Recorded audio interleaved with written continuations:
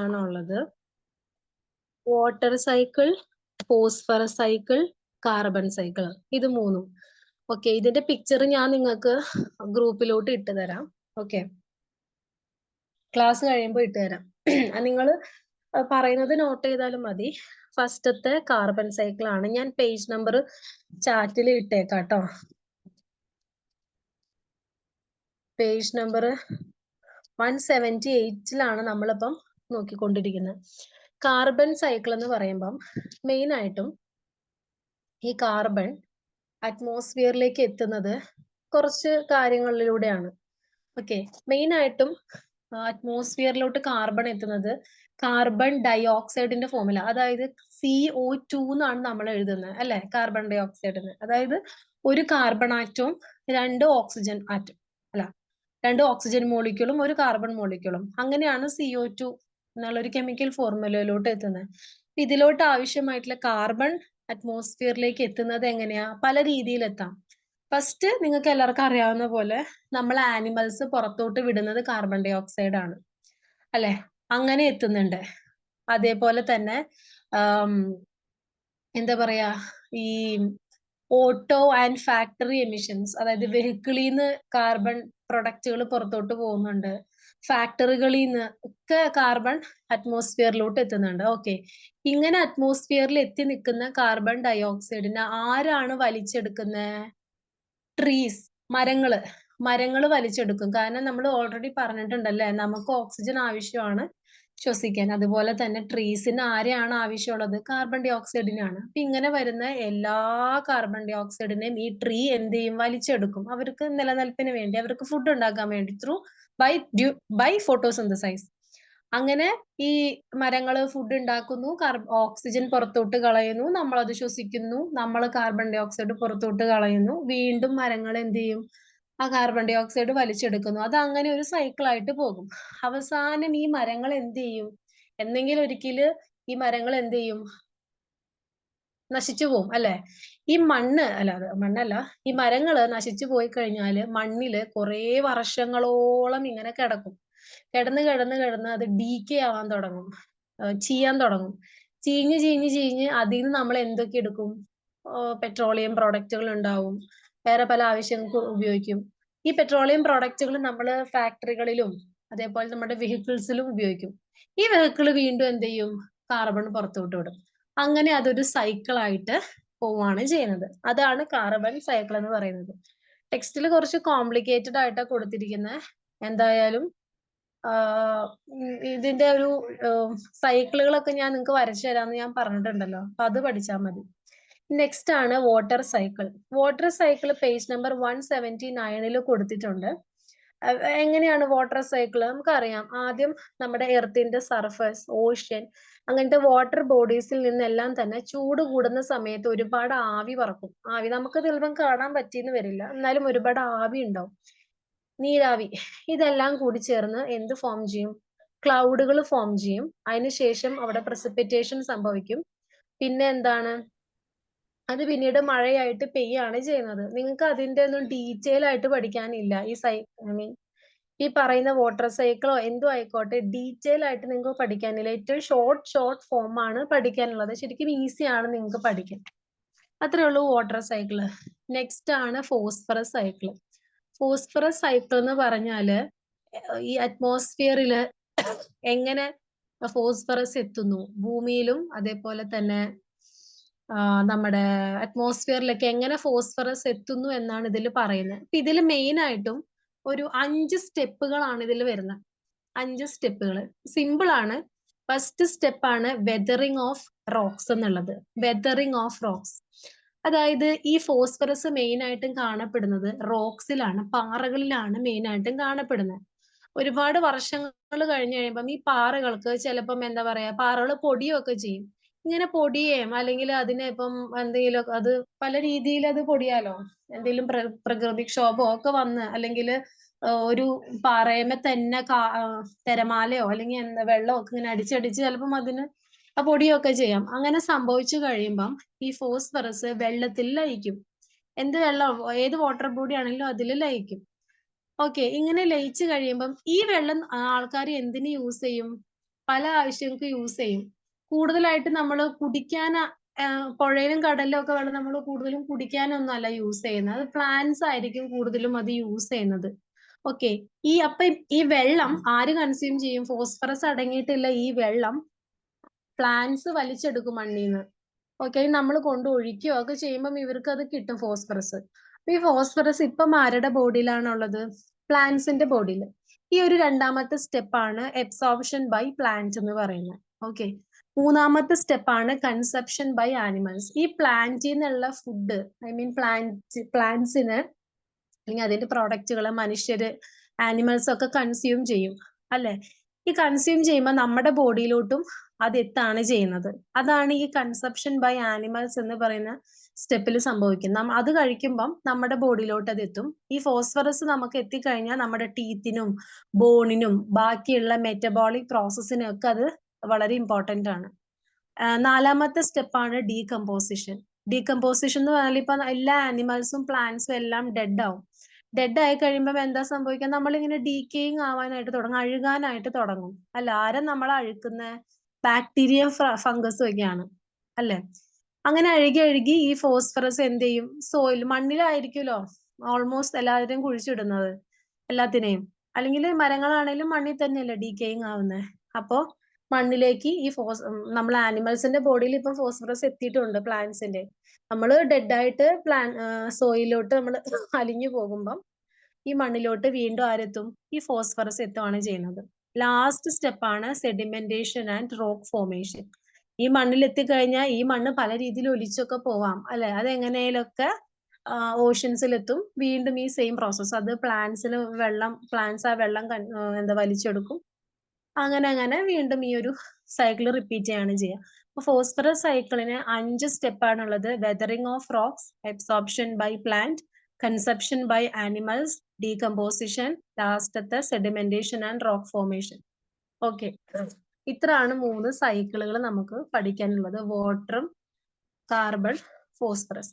ഇനി അടുത്ത സെക്ഷൻ ആണ് conservation and use of natural resources. Okay.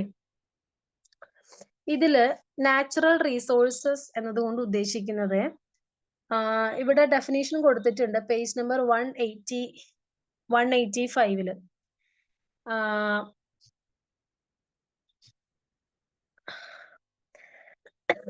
Any natural or artificial substances, energy or organism which is, അതായത് humans അവർക്ക് ആവശ്യമായിട്ടുള്ള ഇപ്പം വെള്ളമാകാം, എന്ത് വേണമെങ്കിലും ആകാം, നമ്മുടെ ആവശ്യത്തിന് നമ്മളത് നാച്ചുറലി ആയിട്ടുള്ള സംഭവമാണ് ഉപയോഗിക്കുന്നുണ്ടെങ്കിൽ അതാണ് നാച്ചുറൽ റീസോഴ്സസ് എന്ന് പറയുന്നത്. അതായത് ഇപ്പൊ വെള്ളം നമ്മൾ ഉണ്ടാക്കിയതല്ലല്ലോ കടലും പുഴയൊന്നും അല്ല, അതൊക്കെ നാച്ചുറൽ ആയിട്ടുള്ളതാ അല്ലെ? അതാണ് മെയിൻ ആയിട്ട് ഉദ്ദേശിക്കുന്നത്. ഈ റിസോഴ്സസ് തന്നെ 2 ടൈപ്പ് ഉണ്ട്, നാച്ചുറലും ഉണ്ട്, ആർട്ടിഫിഷ്യലും ഉണ്ട്. ഇത് പറയുമ്പോൾ നിങ്ങൾക്ക് കുറച്ചും കൂടി ക്ലിയർ ആവും. നാച്ചുറൽ റിസോഴ്സസ് എന്ന് പറയുമ്പം ഇപ്പോ വെള്ളം നാച്ചുറൽ റിസോഴ്സസ് ആ. പെട്രോളിയം നാച്ചുറലാ അല്ലെ? നമ്മളൊക്കെ ഡെഡ് ആൻഡ് ഡീക്കേയിങ് ഒക്കെ ആയി കഴിഞ്ഞിട്ട് വരുന്ന സംഭവമാണ് നമ്മുടെ നാച്ചുറൽ പെട്രോളിയം എന്ന് പറയുന്നത്. അപ്പൊ ഇതൊക്കെയാണ് നാച്ചുറൽ റിസോഴ്സസിൽ വരുന്നത്. ആർട്ടിഫിഷ്യൽ റിസോഴ്സസ് എന്ന് പറഞ്ഞാൽ ഇലക്ട്രിസിറ്റി നമ്മളായിട്ട് ഉണ്ടാക്കിയെടുക്കുന്നതാണ് അല്ലെ? വിൻഡിന്നും വാട്ടറിന്നും ഒക്കെ മനുഷ്യരുണ്ടാക്കി ആർട്ടിഫിഷ്യലി ഉണ്ടാക്കി എടുക്കുന്നതാണ് ഇലക്ട്രിസിറ്റി. അതാണ് ആർട്ടിഫിഷ്യൽ എന്താ പറയുക റിസോഴ്സസ് എന്നതുകൊണ്ട് ഉദ്ദേശിക്കുന്നത്.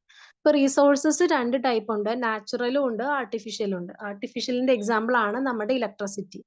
നാച്ചുറലിന് കുറെ എക്സാമ്പിൾ ഉണ്ട്, പക്ഷെ നമ്മുടെ ടെക്സ്റ്റില് പേജ് നമ്പർ 186 നാച്ചുറൽ റിസോഴ്സസിനെ 2 ആയിട്ട് ഡിവൈഡ് ചെയ്യുന്നുണ്ട്. എക്സ്ഹോസ്റ്റബിളും ഇൻഎക്സ്ഹോസ്റ്റബിളും. ഓക്കെ. എക്സ്ഹോസ്റ്റബിളും ഇൻഎക്സ്ഹോസ്റ്റബിളും അതെന്തൊക്കെയാന്ന് നമുക്ക് നോക്കാം. എക്സ്ഹോസ്റ്റബിളിന് എക്സാമ്പിൾ ആയിട്ട് വരുന്നത് പെട്രോളിയം അങ്ങനെയുള്ള സംഭവമാണ്. അതായത് ഈ എക്സ്ഹോസ്റ്റബിൾ റിസോഴ്സസ് എന്ന് പറഞ്ഞാൽ നമ്മുടെ ഭൂമിയിൽ അത് ഉണ്ട്, നമ്മൾ പക്ഷെ അത് സൂക്ഷിച്ചും ഒക്കെ ഉപയോഗിച്ചില്ല എങ്കിൽ അത് പിന്നീട് ഉണ്ടായി വരാനായിട്ട് ഒരുപാട് ടൈം എടുക്കും എന്നാ പറയുന്നത്. ഇപ്പൊ പെട്രോളിയം പ്രോഡക്റ്റ് ഒന്നും 1-2 ദിവസം കൊണ്ട് ഉണ്ടായി വരുന്നതല്ല. നിങ്ങൾക്ക് അറിയാലോ, വർഷങ്ങളോളം ഒക്കെ ആയിട്ട് പ്രോസസ്സ് നടന്നിട്ടാണ് ഇത് ഉണ്ടായി വരുന്നത്. കാരണം ഒരു ബോഡി ഫുൾ ആയിട്ട് ദ്രവിച്ചു പോകാനായിട്ട് ഒരുപാട് സമയം എടുക്കുമല്ലോ. 2 ദിവസം കൊണ്ട് നമ്മുടെ ബോഡി കംപ്ലീറ്റ് ആയിട്ട് ബാക്ടീരിയക്ക് നശിപ്പിച്ച് കളയാനായിട്ടൊന്നും പറ്റില്ല. അതിപ്പം വലിയ പ്ലാന്റ്സ് നശിച്ചു പോയാൽ അങ്ങനെയൊക്കെ തന്നെ. അതാണ് എക്സ്ഹോസ്റ്റബിൾ റിസോഴ്സസ്. നമ്മളത് നോക്കി ഉപയോഗിക്കണം. അതിന് ലിമിറ്റഡ് അതിന്റെ എമൗണ്ട് ലിമിറ്റഡ് ആണ്. നമ്മുടെ ഭൂമിയിൽ അത് കുറച്ചേ ഉള്ളൂ. നമ്മളത് സൂക്ഷിച്ച് യൂസ് ചെയ്യണം. ഇൻഎക്സ്ഹോസ്റ്റബിൾ റിസോഴ്സസ് ആണ് അടുത്തത്. അതെന്ന് പറഞ്ഞാല് ഇഷ്ടം പോലെ ഉണ്ട്. നമ്മൾ എത്ര ഉപയോഗിച്ചാലും അത് തീരില്ല. അതായത് സൂര്യപ്രകാശം, എയർ, വാട്ടർ, ഇതൊന്നും. വാട്ടറിനെ നമുക്ക് ഉൾപ്പെടുത്താൻ പറ്റില്ല കേട്ടോ ഇല്ല. എന്നാലും ഇപ്പോഴത്തെ ഒരു കണ്ടീഷനിൽ ഉൾപ്പെടുത്താൻ പറ്റില്ല. എന്നാലും സോളാർ, കാറ്റ്, സൂര്യപ്രകാശം, ഇതൊക്കെ നമ്മൾ എത്ര എത്ര ഉപയോഗിച്ചാലും അത് തീർന്നു പോവില്ലല്ലോ. അതാണ് ഇൻഎക്സ്ഹോസ്റ്റബിൾ എന്ന് പറയുന്നത്. ഓക്കെ, ഇനി ഈ എക്സ്ഹോസ്റ്റബിളിനെ വീണ്ടും ഡിവൈഡ് ചെയ്യുന്നുണ്ട്. അതാണ് റീന്യൂവബിളും നോൺ റീന്യൂവബിളും. റീന്യൂവബിൾ എന്ന് പറയുമ്പം വാട്ടർ ആണ് മെയിൻ ആയിട്ടും വരുന്നത്. അതായത് നാച്ചുറലി ഉണ്ടായിട്ടുള്ള സംഭവങ്ങളാണ് റീന്യൂവബിളിൽ വരുന്നത്.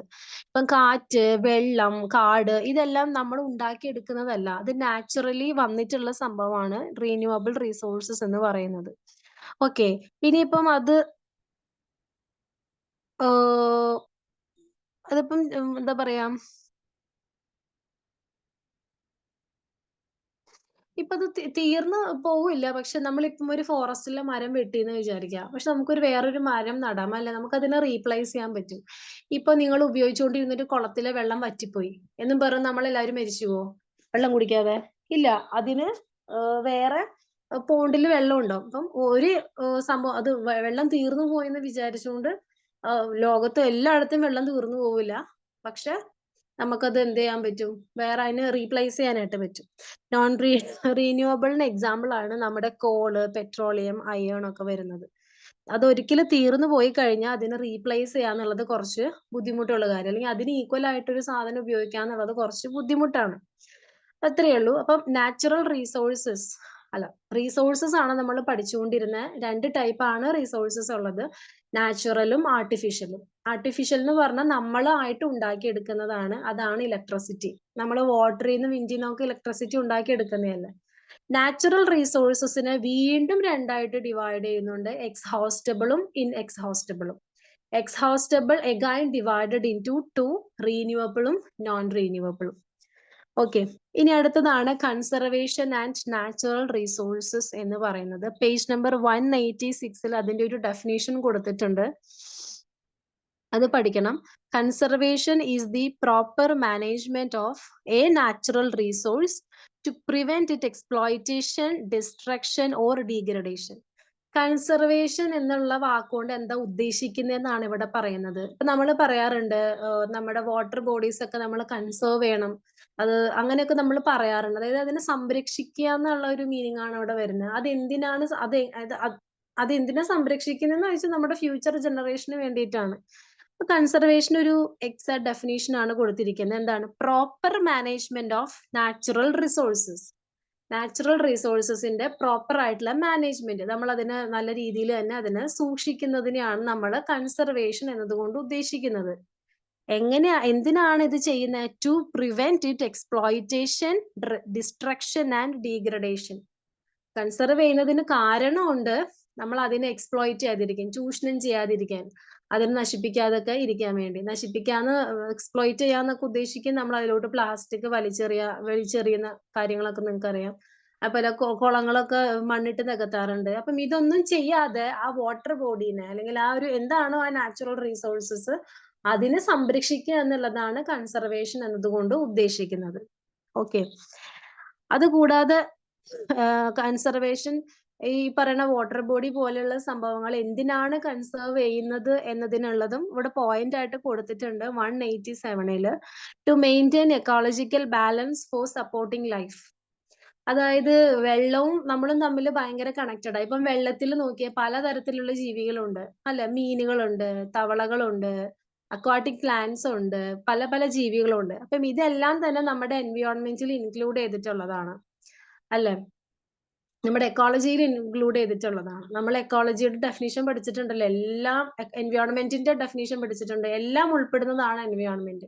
അപ്പൊ നമ്മുടെ ഭൂമിയുടെ ഒരു എന്താ ബാലൻസ് മെയിൻറ്റെയിൻ ചെയ്യണമെങ്കിൽ ഇവരൊക്കെ ആവശ്യമാണ്. അതിൽ നമ്മൾ ഫുഡ് വെബും ഫുഡ് ചെയിനും ഒക്കെ വരുന്നത് ഇതിലാണ്. To prevent, okay, to preserve different kind of species. അപ്പൊ വെള്ളത്തിലാണെങ്കിൽ നമ്മൾ ഇതുവരെയും കാണാത്ത പല ജീവജാലങ്ങളും ഉണ്ടാവും. അല്ലെങ്കിൽ ഫോറസ്റ്റിലോ ഒക്കെ ഫോറസ്റ്റ് ഒക്കെ നമുക്കറിയാലോ. ഫോറസ്റ്റ് ഒന്നും മരമൊന്നും വെട്ടാൻ പാടില്ല. ചില മരങ്ങളൊന്നും നമുക്ക് വെട്ടാനൊന്നും പാടില്ല. അതൊക്കെ കൺസേർവ് ചെയ്ത് വെച്ചിരിക്കുന്നത്. അല്ലെങ്കിൽ ചില ആനിമൽസിനൊന്നും നമുക്ക് വേട്ടയാടി പിടിക്കാനൊന്നും പറ്റുമൊന്നുമില്ല. കാരണം അതൊക്കെ കൺസർവേഷന്റെ അണ്ടറിലാണ് വരുന്നത്.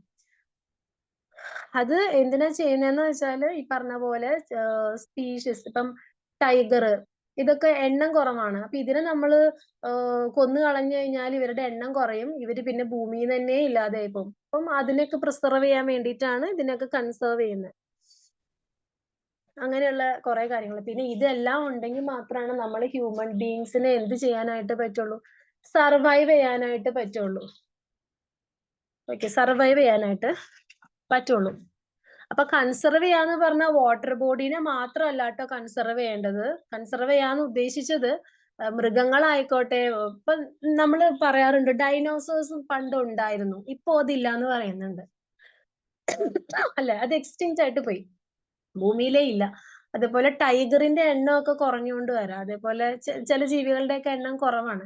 നമ്മൾ അതിനെ കൺസർവ് ചെയ്തില്ല, ആൾക്കാർക്ക് കൊല്ലാൻ വേണ്ടിയിട്ട് കൊടുക്കുകയാണെങ്കിൽ ഭൂമിയിലേ അത് പോവും. അതില്ലാതാക്കാൻ വേണ്ടിയിട്ട് നമ്മൾ അതിനെ എന്താ പറയാ കീപ്പ് ചെയ്യണം. അതേപോലെ മയില് എനിക്ക് തോന്നുന്നു നമ്മുടെ നാഷണൽ ബേർഡ് ആയതുകൊണ്ടായിരിക്കും അതിനെ കൊല്ലാൻ പറ്റാത്തത്. അതേപോലെ ചില ജീവികളൊക്കെ ഉണ്ടല്ലോ, ചില ജീവികൾ നമുക്ക് കൊല്ലാനൊന്നും കഴിക്കാനൊന്നും പാടില്ല.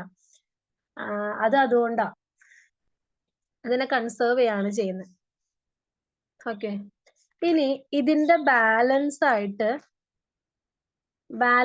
ഒരു പോർഷൻ ടെക്സ്റ്റിൽ അത് ഇങ്ങനെ ഒരു ഓർഡറിലല്ല കൊടുത്തിരിക്കുന്നത്. അതായത് ടെക്സ്റ്റിൽ നിങ്ങൾ നോക്കുകയാണെങ്കിൽ page number 187 conservation of natural resources ഉണ്ട്. അത് കഴിഞ്ഞിട്ട് conservation of natural resources and traditions of India എന്നും പറഞ്ഞു കൊടുത്തിട്ടുണ്ട്. പിന്നെ കൊടുത്തിരിക്കുന്നത് സോയിൽ ഇറോഷനെ കുറിച്ചിട്ടാണ്. അത് ശരിക്കും ഇവിടെ കൊടുക്കേണ്ട ഒരു ആവശ്യമില്ല. അവര് പ്രിന്റിംഗ് മിസ്റ്റേക്ക് ആണോ എന്തോ എനിക്കറിയില്ല. അതിന്റെ ബാലൻസ് ആയിട്ട് വരുന്നത് ബയോഡൈവേഴ്സിറ്റി എന്നും പറഞ്ഞ 192 കൊടുത്തിട്ടുണ്ട്. സോയിൽ ഇറോഷൻ ഇതിൽ വരുന്നുണ്ട്. എനിക്ക് തോന്നുന്നു അത് നമ്മൾ ഭയങ്കരമായിട്ട് കൺസർവ് ചെയ്യുന്ന ഒരു സാധനം അല്ലല്ലോ സോയിലൊന്നും. മണ്ണൊന്നും നമ്മൾ ഭയങ്കരമായിട്ട് സംരക്ഷിക്കാന്ന് പറഞ്ഞ മണ്ണെടുക്കാൻ പാടില്ല അങ്ങനെയൊക്കെ നമ്മൾ പറയാറുണ്ടല്ലോ. പാടത്തുനിന്ന് മണ്ണെടുക്കാൻ പാടില്ല, പുഴയെന്ന്, അങ്ങനെയൊക്കെ കൺസർവ് ചെയ്യാറുണ്ട്. എൻവയോൺമെന്റിലോട്ട് വരുമ്പം അതിന്റെ ബാലൻസ് 192 കൊടുത്തിരിക്കുന്നത്. ഓക്കെ, അപ്പോ conservation of natural resources and traditions of India, അതിൽ നിന്ന് ക്വസ്റ്റ്യൻസ് ഒന്നും ഇതുവരെയും ചോദിച്ചിട്ടില്ല.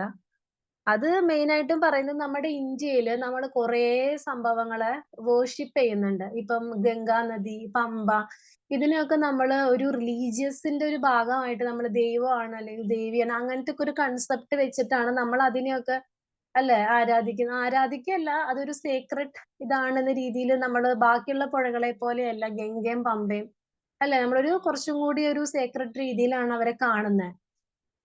അങ്ങനെ കാണുക എന്നതിന്റെ മെയിൻ ഉദ്ദേശം എന്ന് പറയുന്നത് എനിക്ക് പേഴ്സണലി തോന്നിയിട്ടുള്ളത് റിലീജിയസ് ബേസിൽ ആയിരിക്കില്ല കുറെയൊക്കെ നദികളെ സംരക്ഷിക്കാൻ വേണ്ടിയിട്ട് പണ്ടത്തെ ആൾക്കാർ പറഞ്ഞതൊക്കെ ആയിരിക്കാം. കാരണം ഇതിന്റെ പുറകിൽ റിലീജിയസ് കഥകളൊക്കെ ഉണ്ടായിരിക്കാം, എനിക്കറിയില്ല. അല്ലാത്ത നമ്മൾ സയന്റിഫിക്കലി പറയുവാണെങ്കിൽ മേ ബി അതുകൊണ്ടായിരിക്കാം ആൾക്കാർ അതിനെ നല്ല രീതിയിൽ കീപ്പ് ചെയ്യാൻ വേണ്ടിയിട്ടൊക്കെ ആയിരിക്കാം. പക്ഷെ ഇപ്പം അത് എക്സ്പ്ലോയിറ്റ് ചെയ്യുവാണ്. ഇപ്പം ഗംഗ ആയിക്കോട്ടെ, ഇതിന്റെയൊക്കെ ഒരു അവസ്ഥ നമുക്ക് ഇപ്പം നമ്മൾ കാണാറുണ്ടല്ലോ.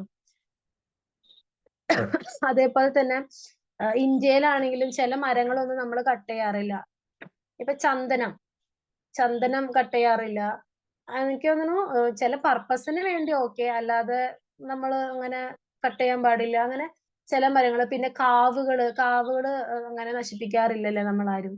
കാരണം കാവുകൾ എന്നൊക്കെ പറയുന്നത് തന്നെ ഒരു സേക്രഡ് സ്ഥലമാണ്. പ്ലസ് ഭയങ്കര ബയോഡൈവേഴ്സിറ്റി ഉള്ള ഒരു സ്ഥലമാണ് കാവുകൾ എന്ന് പറയുന്നത്. ഒരു റിലീജിയസ് കാര്യം ഒഴിച്ചു നിർത്തുവാണെങ്കിൽ ഒരുപാട് ഔഷധ ചെടികളും ഒരുപാട് ജീവികളും ഒക്കെയുള്ള ഒരു ഭാഗമാണ് ഭയങ്കര സേക്രഡ് ആയിട്ടുള്ള ഒരു ഭാഗമാണ് നമ്മുടെ കാവ് എന്ന് പറയുന്നത്. ഓക്കെ, അങ്ങനെ പിന്നെ നമ്മള് എന്താ പറയാ ആൽമരത്തിനെ നമ്മൾ ആരാധിക്കില്ല. അമ്പലങ്ങളിലൊക്കെ നമ്മൾ വലം വെക്കാറുണ്ട്.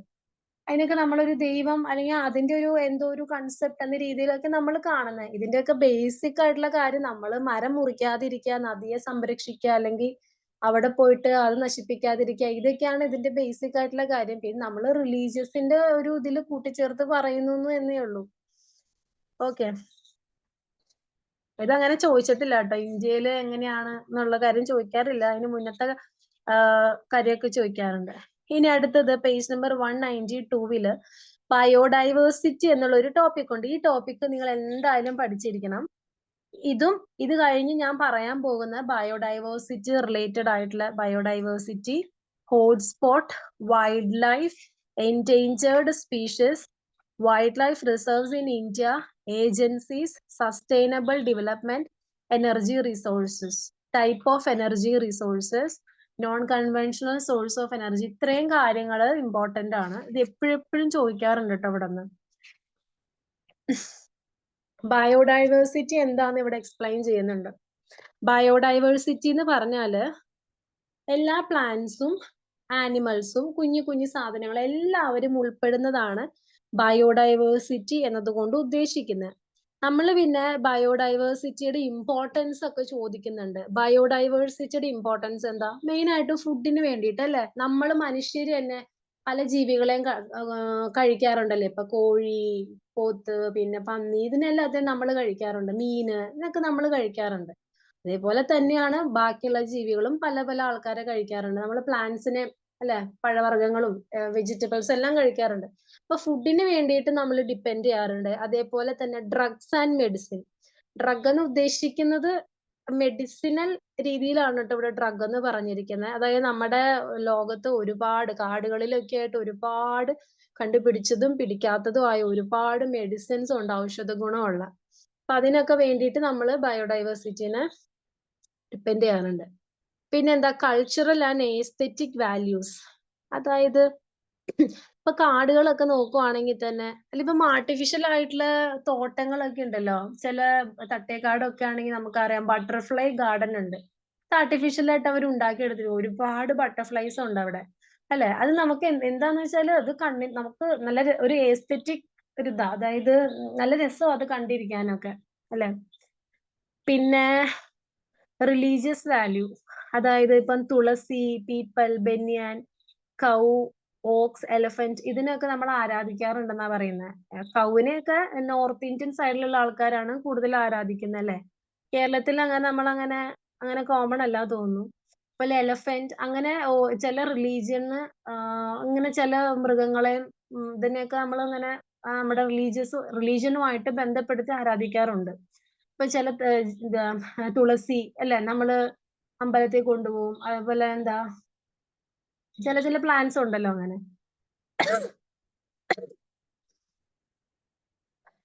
ഓക്കെ, ഇനി അടുത്തത് ബയോഡൈവേഴ്സിറ്റി ഹോട്ട്സ്പോട്ട്. ഓക്കെ, ഈ ഹോട്ട്സ്പോട്ട് എന്ന് ഉദ്ദേശിക്കുന്നത് HOTSPOT, അത് തന്നെ സ്പെല്ലിംഗ്, അത് തന്നെ. ബയോഡൈവേഴ്സിറ്റി ഹോട്ട്സ്പോട്ട് എന്ന് ഉദ്ദേശിക്കുന്നത് അതായത് നമ്മുടെ ഭൂമിയില് ഒരുപാട് നമ്മൾ കണ്ടുപിടിച്ചതും പിടിക്കാത്തതുമായിട്ടുള്ള പ്ലാന്റ്സും ആനിമൽസും ഒക്കെ ഉണ്ട്. ചിലതൊക്കെ ഭയങ്കര മെഡിസിനൽ വാല്യൂ ഉള്ള സംഭവങ്ങളാണ്. ഓക്കെ, അപ്പോ ചില ഏരിയകളെ നമ്മൾ ഹോട്ട്സ്പോട്ട് ആയിട്ട് പറയും. അതെന്തിനാന്ന് വെച്ചാൽ ഇപ്പൊ നമ്മുടെ ഇന്ത്യയില് 2 ഹോട്ട്സ്പോട്ട് ഉണ്ട്, ഈസ്റ്റേൺ ഹിമാലയയും വെസ്റ്റേൺ ഗട്ട്സും. എന്തുകൊണ്ടാണ് അതിനെ ഹോട്ട്സ്പോട്ട് ആയിട്ട് കൺസിഡർ ചെയ്തേക്കുന്നത് എന്ന് വെച്ചാൽ ഈ വെസ്റ്റേൺ ഗട്ട്സിലും ഈസ്റ്റേൺ ഹിമാലയയിലും ഒരുപാട്, ഞാൻ പറഞ്ഞില്ലേ, കണ്ടുപിടിച്ചതും പിടിക്കാത്തതുമായ ഒരുപാട് diversity of plants and animals other. അപ്പൊ അത് കാരണം അതിനെ നമ്മൾ ഹോട്ട്സ്പോട്ട് ആയിട്ട് കൺസിഡർ ചെയ്തേക്കുന്ന കാരണം ഒരു മനുഷ്യന് പോലും, അതായത് സ്റ്റഡി പർപ്പസിനല്ലാതെ ഒരു മനുഷ്യന് പോലും അതിന്റെ ഉള്ളിൽ കയറാനോ ഒന്നും അനുവാദമില്ല. അതിനകത്ത് എന്തൊക്കെ ജീവികൾ ഉണ്ടെന്ന് പോലും നമുക്കറിയില്ല. കാരണം അത് കൺസേർവ് ചെയ്ത് വെച്ചിരിക്കുന്ന ഹോട്ട്സ്പോട്ട് ഭാഗങ്ങളാണ്. നമുക്ക് ഒന്നിനെ അവിടെ പോയിട്ട് ഒന്നും ചെയ്യാനായിട്ട് പറ്റില്ല. ഇപ്പൊ ലോകത്ത് ഒന്നും ചെയ്യാനായിട്ട് പറ്റില്ല എന്ന് പറഞ്ഞാൽ അവിടെ അത്രത്തോളം ഔഷധ ഗുണമുള്ള ചെടികളും അത്രത്തോളം എന്താ പറയാ ജീവജാലങ്ങളും ഉണ്ട് അതിൻ്റെ അകത്ത്. നമ്മുടെ ഇവിടെ നാട്ടിൽ കാണുന്ന പോലത്തെ കാട്ടിലെ സംഭവം ആയിരിക്കണം എന്നില്ല അവിടെ. ഭയങ്കര കാടാണ്. അത്രയും വാല്യൂ ഉള്ള സാധനങ്ങളാണ് അതിൻ്റെ അകത്തുള്ളത്.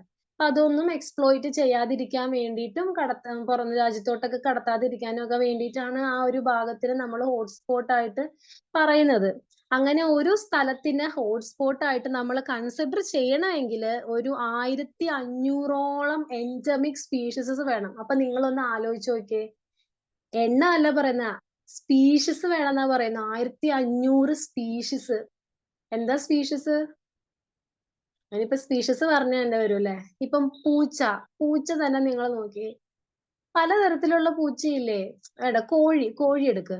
കോഴിയൊന്നും അങ്ങനെയല്ല ഉദ്ദേശിക്കുന്നത്. നമ്മുടെ നാട്ടിലൊരു എക്സാമ്പിൾ വെച്ച് പറയുന്നത്, കോഴി തന്നെ പലതരത്തിലില്ലേ. വൈറ്റ് ലെഗോൺ ഉണ്ട്, കരിങ്കോഴി ഉണ്ട്, നാടൻ കോഴി ഉണ്ട്, അങ്ങനെ. ആ കോഴി എന്ന് പറയുന്ന സംഭവത്തിന് തന്നെ പല സ്പീഷീസ് ഉണ്ട്. അതേപോലെ 1500 species of plant and animals ഉണ്ട് ഇവിടെ.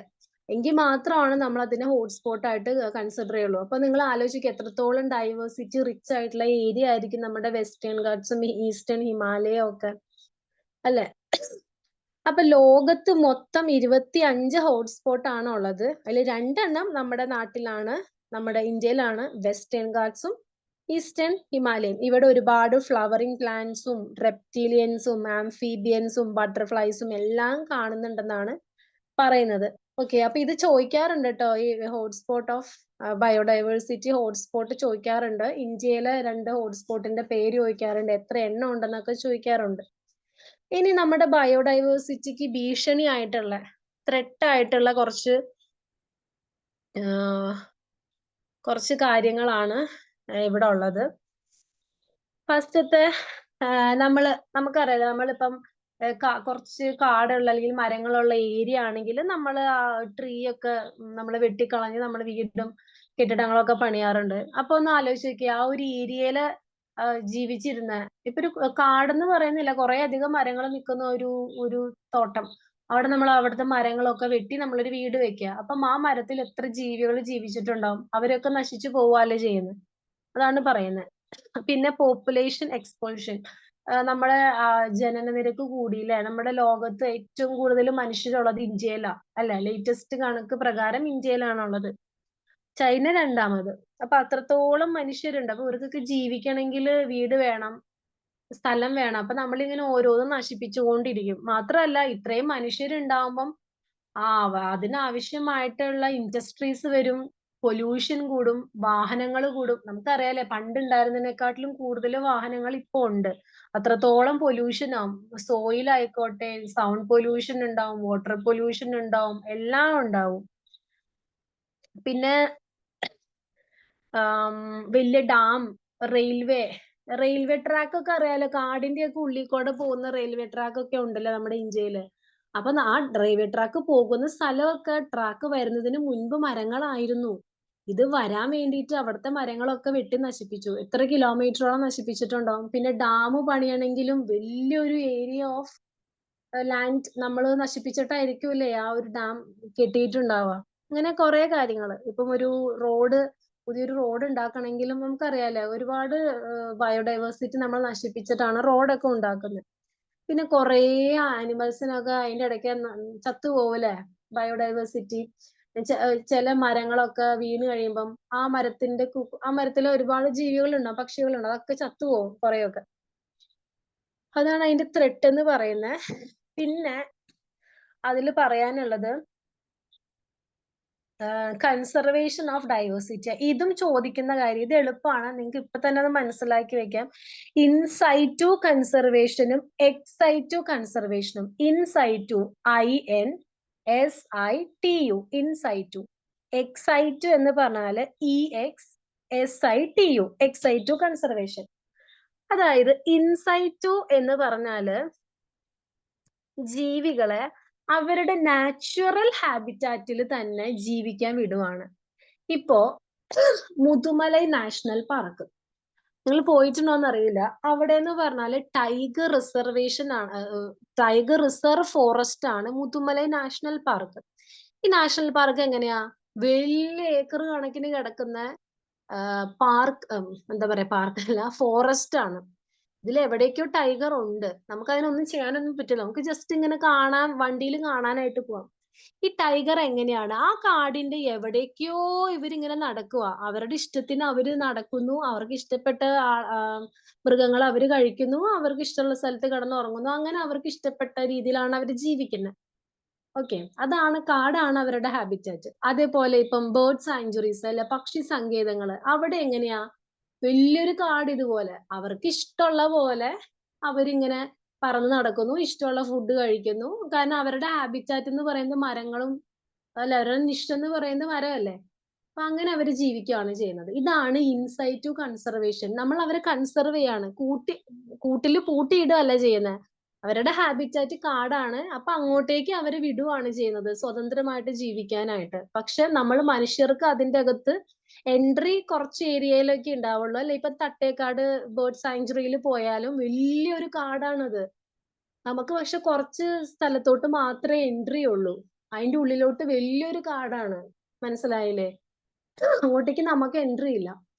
അപ്പൊ അതാണ് ഇൻസൈറ്റ് ടു കൺസർവേഷൻ. ജീവികൾ അവരുടെ നാച്ചുറൽ ഹാബിറ്റാറ്റിൽ ജീവിക്കാൻ വിടുവാണ്. എന്നിട്ട് അങ്ങോട്ടേക്ക് ഹ്യൂമൻ എൻട്രി കുറയ്ക്കുകയാണ് ചെയ്യുന്നത്. എക്സൈറ്റ് ടു കൺസർവേഷൻ എന്ന് പറഞ്ഞാല് ജീവികളെ കൂട്ടിൽ കൊണ്ടുപോയിട്ട് അവരെ കൺസർവ് ചെയ്യുന്നത്, അവരുടെ നാച്ചുറൽ ഹാബിറ്റാറ്റിൽ നിന്ന് മാറ്റി.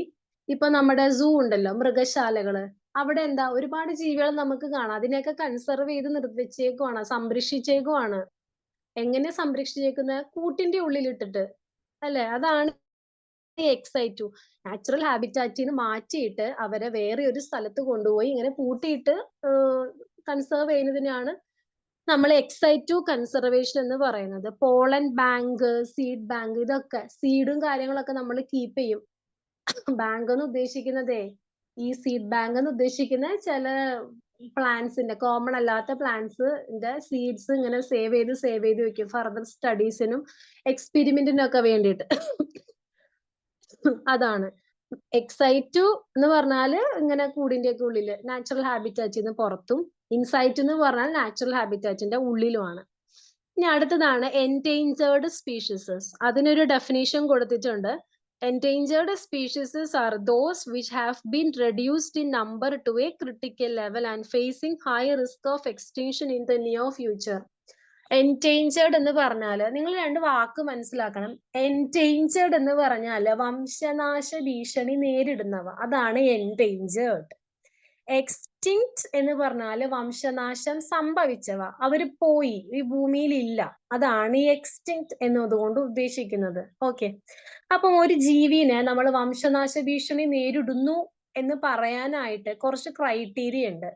ഫസ്റ്റ് ക്രൈറ്റീരിയ എന്ന് പറയുകയാണെങ്കിൽ അവരുടെ നമ്പർ കുറഞ്ഞു വരുന്നുണ്ടെങ്കിൽ നമ്മൾ അതിനെ എൻഡേഞ്ചേർഡ് സ്പീഷീസ് ആയിട്ട് കൊടുക്കാറുണ്ട്. കാരണം നമ്പർ കുറഞ്ഞു വന്നാല് റീപ്രൊഡക്ഷൻ കുറയും, ഭാവിയിൽ ആ ജീവി ഇല്ലാതാവും. ടൈഗർ അങ്ങനെയുള്ള ഒരു സംഭവമാണ്, എൻഡേഞ്ചേർഡ് സ്പീഷീസ് ആണ്. ടൈഗറിനെ നമുക്ക് അങ്ങനെ ഒന്നും ചെയ്യാൻ പറ്റില്ലല്ലോ, കാരണം അതിനെ എൻഡേഞ്ചേർഡ് സ്പീഷീസ് ആയിട്ടാണ് കൂട്ടിയിരിക്കുന്നത്. ഭാവിയില് ഒരുപാട് വർഷം കഴിയുമ്പോൾ ചിലപ്പം അത് എക്സ്റ്റിങ്ക്റ്റ് ആയിട്ട് പോകാൻ സാധ്യതയുണ്ട്. അത് കാരണം അതിന് ഇപ്പോഴേ നമ്മള് ആ ഒരു എൻഡേഞ്ചേർഡ് സ്പീഷീസ് ലിസ്റ്റില്, റെഡ് ഡേറ്റ ബുക്ക് എന്നൊക്കെ നമ്മൾ പറയാം, ആ ലിസ്റ്റിൽ ഉൾപ്പെടുത്തിയേക്കാം. നമുക്കൊന്നും ചെയ്യാൻ പറ്റില്ല അതിന്. അതേപോലെ കുറെ എൻഡേഞ്ചേർഡ് ആനിമൽസിന്റെയും പ്ലാന്റ്സിന്റെയും പേര് കൊടുത്തിട്ടുണ്ട്. ടോർട്ടോയിസ്, ടൈഗർ, ഇന്ത്യൻ പൈത്തൺ, ചില ബട്ടർഫ്ലൈസ്, എല്ലാ ബട്ടർഫ്ലൈസും അല്ല, ചില റെയർ ബട്ടർഫ്ലൈസ്. ഇതൊക്കെ തന്നെ എൻഡേഞ്ചേർഡ് ആനിമൽസ് ആണ്. എൻഡേഞ്ചേർഡ് പ്ലാന്റ്സും കൊടുത്തിട്ടുണ്ട്. Pitcher plant, Indian belladonna, orchid എന്നൊക്കെ പറഞ്ഞ് കുറെ കൊടുത്തിട്ടുണ്ട്. ഇങ്ങനെ ഒരു ജീവി എൻഡേഞ്ചേർഡ് ആനിമൽ ആണ് എന്ന് നമ്മുടെ IUCN പ്രഖ്യാപിച്ചു കഴിഞ്ഞാൽ ഈ ജീവിയുടെ പേര് റെഡ് ഡേറ്റ ബുക്കിൽ എഴുതി ചേർക്കും. അങ്ങനെ എഴുതി ചേർത്ത് കഴിഞ്ഞാൽ നമുക്ക് ആ ജീവിനെ ഒന്നും ചെയ്യാൻ പറ്റില്ല. ചെയ്യണമെങ്കിൽ അത്രയും വലിയ പെർമിഷൻ അങ്ങനെ എങ്ങനെയൊക്കെ വേണം. ഓക്കെ, അത്രേ ഉള്ളൂ. പിന്നെ IUCNന്റെ ഫുൾ ഫോം പഠിക്കണം കേട്ടോ. International union for the conservation of nature and natural resources, അതാണ് IUCN. ഇനി അടുത്തതാണ് വൈൽഡ് ലൈഫ്. വൈൽഡ് ലൈഫ് എന്ന് പറഞ്ഞ എന്താണ്? കാട് റിലേറ്റഡ് സംഭവമാണ് അല്ലെ. എന്താ പറയാ, കാടിന്റെ ഉള്ളിൽ മൈക്രോ ഓർഗാനിസംസ് ഉണ്ടാവാം, പ്ലാന്റ്സ് ഉണ്ടാവാം, പലതരത്തിലുള്ള ആനിമൽസ് ഉണ്ടാവാം, ഇതെല്ലാം തന്നെ ഉണ്ടാവാം. അതാണ് വൈൽഡ് ലൈഫ് എന്ന് പറയുന്നത്. എന്തിനാണ് നമ്മൾ ഈ കാടിനെ നമ്മൾ എന്തിനാ പ്രൊട്ടക്ട് ചെയ്യുന്നതെന്ന് വെച്ചാൽ നമ്മുടെ നിലനിൽപ്പ് തന്നെ കാട് ഉള്ളതുകൊണ്ടാണ് അല്ലെ. നമ്മുടെ എക്കോളജിക്കൽ ബാലൻസ് മെയിൻറ്റെയിൻ ചെയ്യാനും പലതരത്തിലുള്ള സ്പീഷീസുകള് എല്ലാം തന്നെ, പിന്നെ നമ്മുടെ എക്കണോമി, ഇതെല്ലാം തന്നെ ഡിപ്പെൻഡ് ചെയ്ത് പോകും. നമ്മളൊക്കെ ജീവിക്കുന്നത് തന്നെ കാടിനെ ഡിപ്പെൻഡ് ചെയ്തിട്ട് മാത്രമാണ്. ഇനി അടുത്തതാണ് wild life reserves in India. ഇവിടെ കുറച്ചധികം വൈൽഡ് ലൈഫ് റിസർവ്സ് കൊടുത്തിട്ടുണ്ട്. നിങ്ങൾക്ക് പറ്റുമെങ്കിൽ നിങ്ങൾ എല്ലാം പഠിക്കുക, കാരണം റാൻഡം ആയിട്ടാണ് ചോദിക്കുന്നത്. ഓക്കെ, അതായത് ഇവിടെ കൊടുത്തിരിക്കുന്നത് ഓരോ നാഷണൽ പാർക്ക് അല്ലെങ്കിൽ സാങ്ച്വറീസിന്റെ പേരും അത് ഏത് രാജ്യത്താണെന്നും അവിടെ ഒരുപാട് ജീവികൾ ഉണ്ടാവും. ഇപ്പൊ ഞാൻ നേരത്തെ പറഞ്ഞു അല്ലെ, കർണാടകയില് മുതുമലൈ, കർണാടകയാണ് തമിഴ്നാടാണോ മുതുമലൈ? തമിഴ്നാട്, തമിഴ്നാട്ടിലാന്ന് തോന്നുന്നു. തമിഴ്നാട്ടിലാ മുതുമലൈ റിസർവ് ഫോറസ്റ്റ് ഉണ്ട്. അവിടെ ടൈഗറിനെയാണ് മെയിൻ ആയിട്ടും അവര് എന്താ പറയാ സംരക്ഷിക്കുന്നത്. എന്നും വിചാരിച്ചിട്ട് വേറെ ജീവികൾ അവിടെ ഇല്ലാന്നല്ല അർത്ഥം. എല്ലാ ജീവികളും ഉണ്ടാവും ആ കാട്ടിന്റെ അകത്ത്. മെയിൻ ആയിട്ടും അവിടെ ഉള്ളത് ആരാണ്? ഉള്ളത് മീൻസ് അവിടെ ഏറ്റവും കൂടുതൽ ഉള്ളത് ടൈഗർ ആയിരിക്കും. അതിനെ കൺസർവ് ചെയ്യുക, അല്ലെങ്കിൽ ഇപ്പൊ എവിടെന്നേലും പിടിച്ചുകൊണ്ട് വരുന്ന ടൈഗറിനെയൊക്കെ ഈ കാട്ടിലോട്ടാണ് തുറന്നു വിടുന്നത്. നമ്മൾ കാണാറില്ലേ, പുലീനെ പിടിച്ചു, അതിനെ പിടിച്ചു, കാട്ടിലോട്ട് തുറന്നു വിട്ടു എന്നൊക്കെ.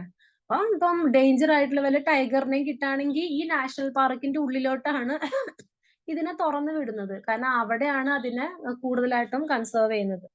ഇവിടെ കുറെ കൊടുത്തിട്ടുണ്ട്. ഞാൻ പറഞ്ഞല്ലോ, നിങ്ങൾ പറ്റുകയാണെങ്കിൽ ഇത് ഫുൾ ആയിട്ട് പഠിക്കണം. കാരണം ഒരു തവണ ചോദിച്ചത് ഏതോ ഒരു ഏതോ ഒരു ജീവിനെ അതിനെ കൺസർവ് ചെയ്യുന്ന, അതിന്റെ കൺസർവേഷൻ ഏത് രാജ്യത്താണ്, ആ നാഷണൽ പാർക്കിന്റെ പേര് എഴുതാനാണ് ചോദിച്ചിരുന്നത്. നമ്മുടെ കേരളത്തിൽ ഉണ്ട് കേട്ടോ പെരിയാർ സാങ്ച്വറി. അവിടെ ആരെയൊക്കെ പ്രൊട്ടക്ട് ചെയ്യുന്ന? Dear, barking deer, sambar elephant. Sambar എന്ന് ഉദ്ദേശിക്കുന്നത് മാൻ പോലെയാണ് ഇരിക്കുന്നത് ഏകദേശം. ഏകദേശം നല്ല കൊമ്പുണ്ടാവും ഈ സാമ്പാറിന്. ഈ സാമ്പാർ നമ്മുടെ സൂവിലൊക്കെ ഉണ്ട്, നിങ്ങൾ കണ്ടു കാണായിരിക്കും. സാമ്പാർ എന്ന് പറയുന്ന ഒരു ജീവി മാനിനെ പോലെ, മാനിന്റെ പോലെ ശരീരം, വലിയ കൊമ്പൊക്കെ ഉള്ളതാ. അത് മിക്ക സൂവിലും ഉണ്ട്. കേരളത്തിലുള്ളത് ആ പെരിയാർ സാങ്ച്വറി ആണ്. അവിടെ ഈ പറഞ്ഞ ജീവികളൊക്കെയാണ് കൺസേർവ് ചെയ്യുന്നത്. പിന്നെ കുറെ കൊടുത്തിട്ടുണ്ടല്ലേ.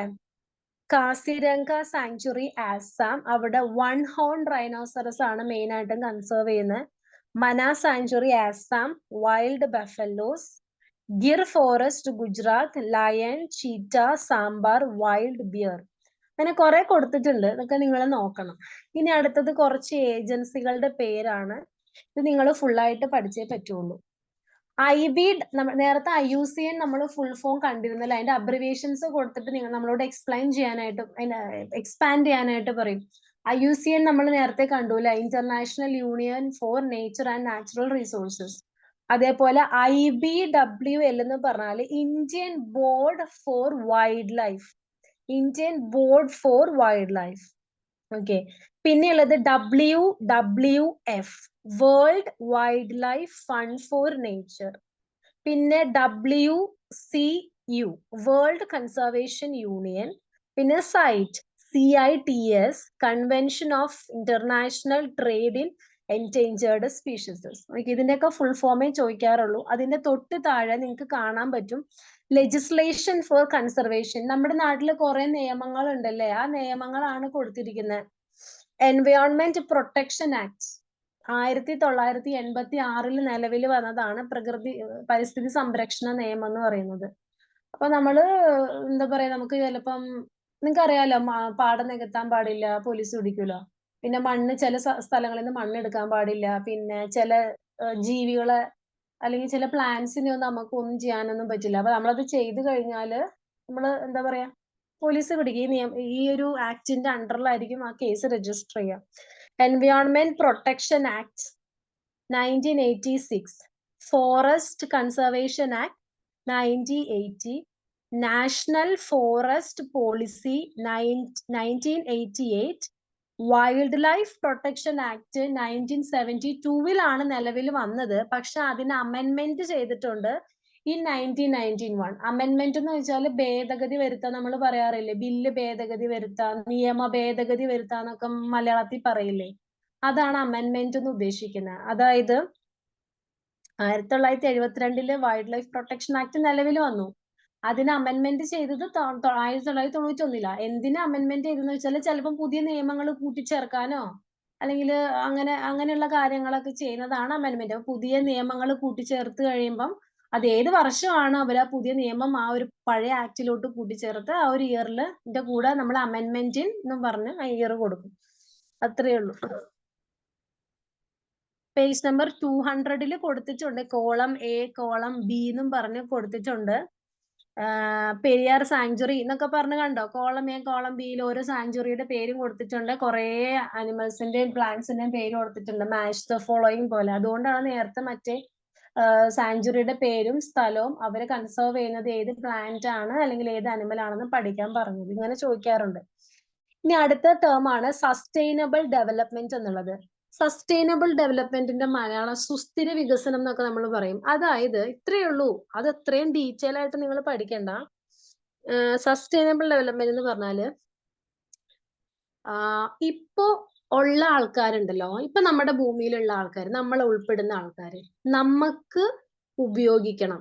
വെള്ളം ആയിക്കോട്ടെ, വാട്ടർ ആയിക്കോട്ടെ, ഫുഡിന് വേണ്ടി നമ്മൾ ഡിപ്പെൻഡ് ചെയ്യുന്ന ആൾക്കാരായിക്കോട്ടെ, ഐ മീൻ പ്ലാന്റ്സ്, ഇതിനെല്ലാം തന്നെ ഇപ്പോ ഉള്ള ഈ പ്രസന്റ് ജനറേഷന് ഉപയോഗിക്കാനായിട്ട് പറ്റണം, പൊല്യൂഷൻ ഒന്നുമില്ലാതെ.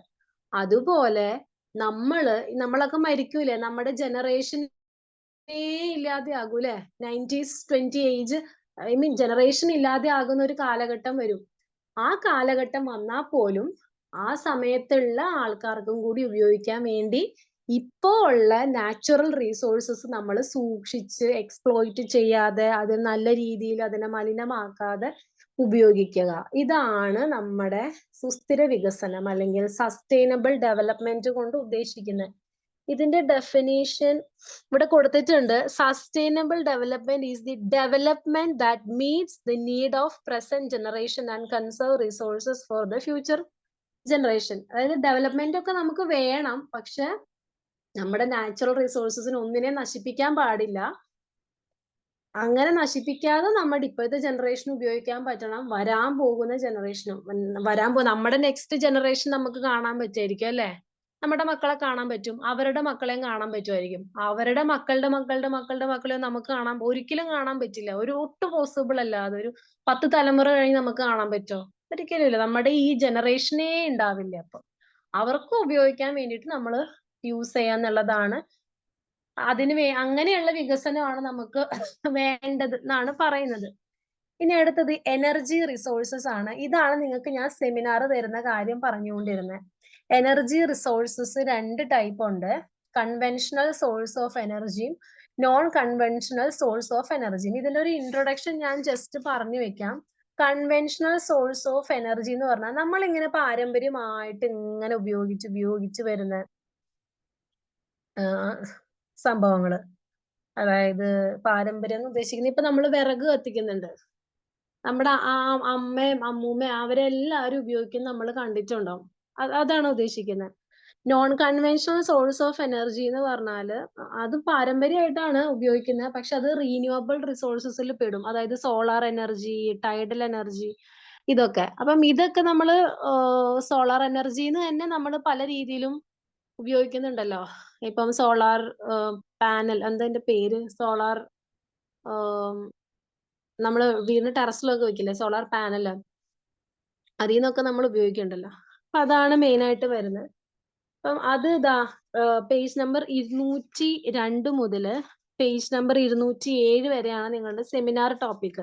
അപ്പൊ നിങ്ങൾ ആ ടോപ്പിക് എടുക്കുമ്പം നിങ്ങൾക്ക് ഇപ്പം ഒരു ഉദാഹരണം, ഇപ്പൊ ഒരാള് ഫോസിൽ ഫ്യൂവൽസ് ആണ് എടുത്തത്. അപ്പൊ നിങ്ങൾ ജസ്റ്റ് ഇങ്ങനെ എനിക്ക് വോയിസ് അയച്ചാൽ മതി, അല്ലെങ്കിൽ ഗ്രൂപ്പിൽ വോയിസ് അയച്ചിട്ടാലും മതി. അപ്പൊ എല്ലാവർക്കും യൂസ്ഫുൾ ആവുമല്ലോ. അത് ഷോർട്ട് ആക്കിയിട്ട് കൺവെൻഷണൽ സോഴ്സ് ഓഫ് എനർജി ഇന്നതാണ് സംഭവം, പണ്ട് മുതലേ നമ്മൾ ഉപയോഗിക്കുന്ന എനർജിക്ക് വേണ്ടി ഡിപ്പെൻഡ് ചെയ്യുന്ന എനർജി സോഴ്സ് ആണ്. അതിൽ വരുന്നതാണ് ഫോസിൽ ഫ്യൂവലുകള്, കോൾ, നാച്ചുറൽ ഗ്യാസ്, ഓയിൽ, ഇതെല്ലാം ഇതിന്റെ അണ്ടറിലാണ് വരുന്നത്. കോൾ എന്ന് പറഞ്ഞാൽ ഇങ്ങനെയാണെന്നും പറഞ്ഞ അവിടെ കൊടുത്തിട്ടുണ്ട്. നിങ്ങൾ വായിച്ചിട്ട് നിങ്ങൾക്ക് മനസ്സിലാവുന്ന രീതിയിൽ പറഞ്ഞാൽ മതി. അതേപോലെ കുറെ കൊടുത്തിട്ടുണ്ട് ഇവിടെ. Solar energy, hydro energy, wind energy എന്നൊക്കെ പറഞ്ഞിട്ട്. ഇതിൽ ശ്രദ്ധിക്കേണ്ട കാര്യം, നിങ്ങൾ ചെറിയൊരു പോർഷനായി എടുക്കണമെങ്കിൽ അഡീഷണൽ ആയിട്ട് അതിന്റെ കൂടെ നിങ്ങൾ ഒരെണ്ണം കൂടി എടുക്കണം. ഇപ്പൊ നോക്കിയേ, ഹൈഡ്രജൻ എനർജി എന്ന് പറയുന്നത് 3 വരിയേ ഉള്ളൂ. അത് മാത്രം പറയരുത് കേട്ടോ. അതിന്റെ കൂടെ കുറച്ചും കൂടി ഇപ്പം ന്യൂക്ലിയർ എനർജി നിങ്ങൾക്ക് എടുക്കാം. അങ്ങനെ ഇപ്പം അങ്ങനെ എന്തെങ്കിലുമൊക്കെ എടുക്കാം. ഇപ്പം ഹൈഡൽ അല്ലെങ്കിൽ ഹൈഡ്രോ എനർജി ഈ പറഞ്ഞ പോലെ 4 ലൈൻ മാത്രമേ ഉള്ളൂ. അപ്പം അതിന്റെ കൂടെ നിങ്ങൾ വേറെ എന്തെങ്കിലും കൂടി, ഇപ്പം ടൈഡൽ എനർജിയോ അല്ലെങ്കിൽ കോളോ അങ്ങനെ എന്തെങ്കിലുമൊക്കെ ആഡ് ചെയ്തിട്ട് വേണം പറയാനായിട്ട്. ഓക്കെ, അത്രേ ഉള്ളൂ.